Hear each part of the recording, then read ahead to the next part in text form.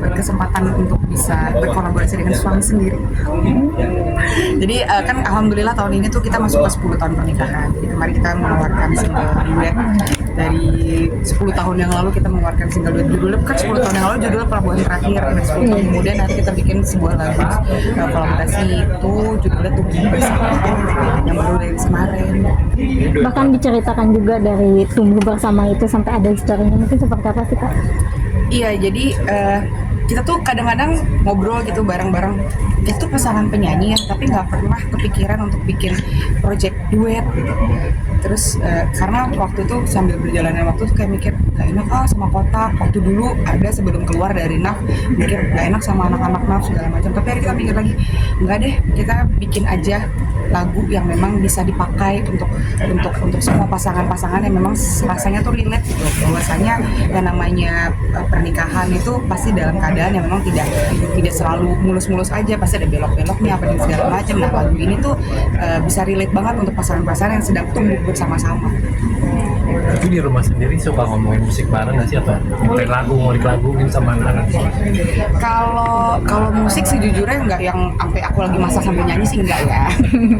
Jadi kayak misalnya ada momen-momen sendiri sih pas lagi ada pembahasan yang memang kita duduk bareng, ada yang harus kita obrolin perihal band kita, perihal Kotak, perihal musik yang project duet kita ini gitu. Jadi ya nggak setiap saat. Jadi kita ini kan kerja bareng antar suami istri ya. Jadi kadang-kadang itu yang membuat kami bingung memposisikan ini kita lagi ngobrolin kerjaan ataupun lagi ngobrolin tentang masalah keluarga.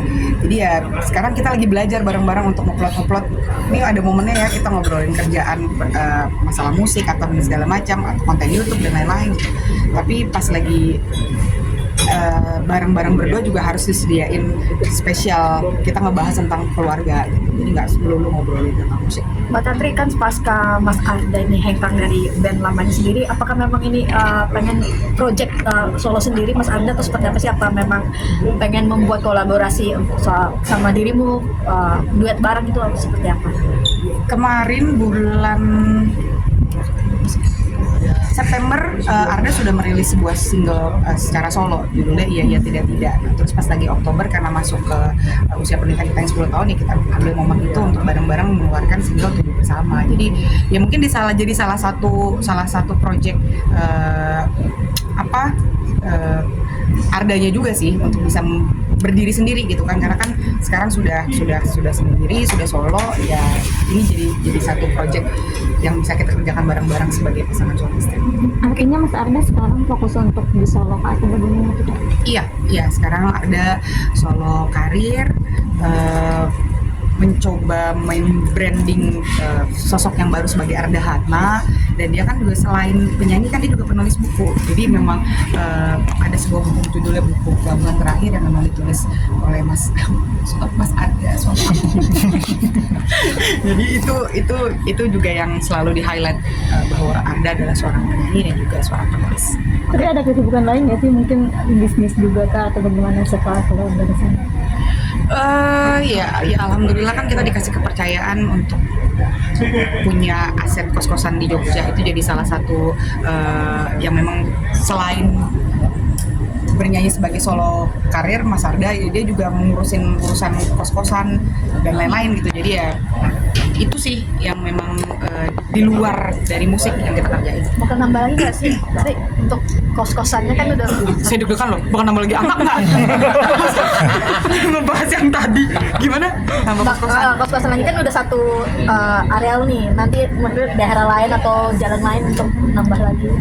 Ya doanya sih ya pengen ya Mbak, tapi ya kita ngikutin aja lah. Ya ini aja satu kos-kosan ini aja butuh effort yang luar biasa untuk bisa kita kembangin secara bisnisnya. Jadi mungkin kalau misalkan sudah established, udah aman semuanya, mungkin kita akan tambah kalaupun memang dikasih rezeki sama Allah. Tapi sekarang kita nikmatin dulu aja proses kita menjadi bapak dan ibu kos.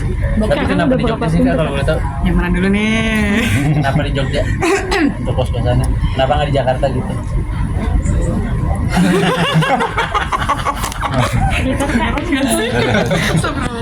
Oh, di Jakarta dibangunnya mahal ya? Kenapa di Jogja? Satu, aku orang Jogja.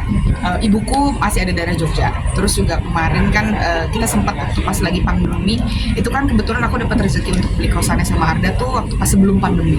Kita kepikiran untuk pindah aja lah ya pas pandemi ke Jogja gitu, karena memang suasananya enak, kayak lebih tenang gitu di sana.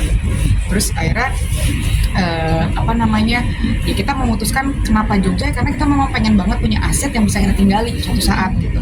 Terus ya memang di sana pun kan kayaknya aku melihat dari segi bisnisnya pelajar banyak, terus abis itu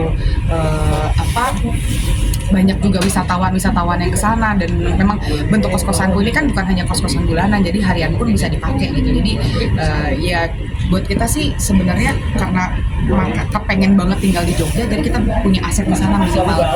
Alhamdulillah kayaknya kos-kosan. Ada rencana nyusul Sarah untuk menetap di Jogja? Iya udah waktu pas lagi pandemi. Mungkin menetap lebih lama lagi. Terus pas pandemi nanya-nanya, Mang ada, kan aku manggilnya Sela, Mang ada tanah yang murah-murah? Ada, dia sampai cari Pak Duku apa segala macem. Aduh cariin tanahnya segala macem. Ternyata kitanya yang takut waktu itu. Kan kalau misalkan pandemi belum selesai gimana bayarnya? Udah mikirnya begitu. Akhirnya ya udahlah. Mungkin nanti antara, pokoknya kita tuh pengennya pas masa tua tuh pengen tinggal di Bali atau nggak Jogja. Udah tempat daerah. Insya Allah.